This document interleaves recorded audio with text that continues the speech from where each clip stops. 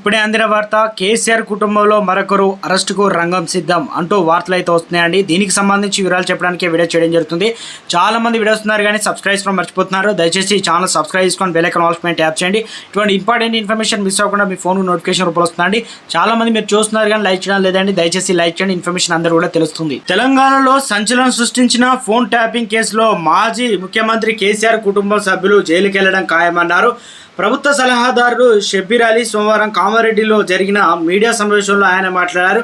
Phone tapping అవుతుందని ఏడాది ముందే రేవంత్ రెడ్డి చెప్పారని తెలిపారు. తన సతీమణి మాట్లాడుతున్న ప్రైవేటు సంభాషణ కూడా విన్నారని ఆరోపించారు. కొందరు బీఆర్ఎస్ మాజీ మంత్రుల ఫోన్లు కూడా ట్యాపింగ్ చేశారని, నేను నా భార్య మాట్లాడుకుంటున్నప్పుడు ఫోన్ ట్యాపింగ్ చేసి విన్నారు. బీఆర్ఎస్ మంత్రుల ఫోన్లు కూడా ట్యాప్ చేసి వాళ్ళ సతీమణితో మాట్లాడుకున్నది విన్నారు.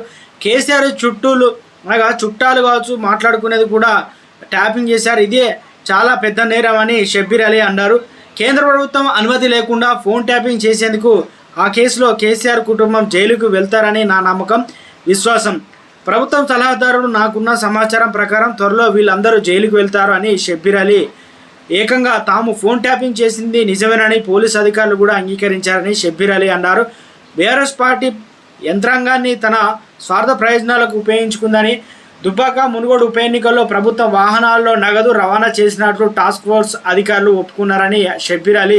మరోవైపు బీజేపీ ఎంపీ అభ్యర్థి బీబీ పాటిల్పై షబ్బీర్ అలీ విమర్శలు చేశారు. 5 ఏళ్లుగా జైరాబాద్ బీబీ పాటిల్ చేసిందేమీ లేదని, అభివృద్ధి పనులు అసలేం చేయలేదని షబ్బీర్ అలీ విమర్శించారు. 2 సార్లు గెలిచినప్పటికీ కనీసం మండలాల పేర్లు కూడా బీబీ పాటిల్కు తెలియదని షబ్బీర్ అలీ ఎద్దేవా చేశారు. జరగబోయే పార్లమెంట్ ఎన్నికల్లో కాంగ్రెస్ అభ్యర్థులను భారీ మెజారిటీతో గెలిపించాలని పార్టీ శ్రేణులకు పిలుపునిచ్చారు. 4 నెలల్లో కాంగ్రెస్ ఇచ్చిన హామీలను పూర్తి చేశామని, ఏడాదిలోపు హామీలన్నీ అమలు చేస్తామని స్పష్టం చేశారు.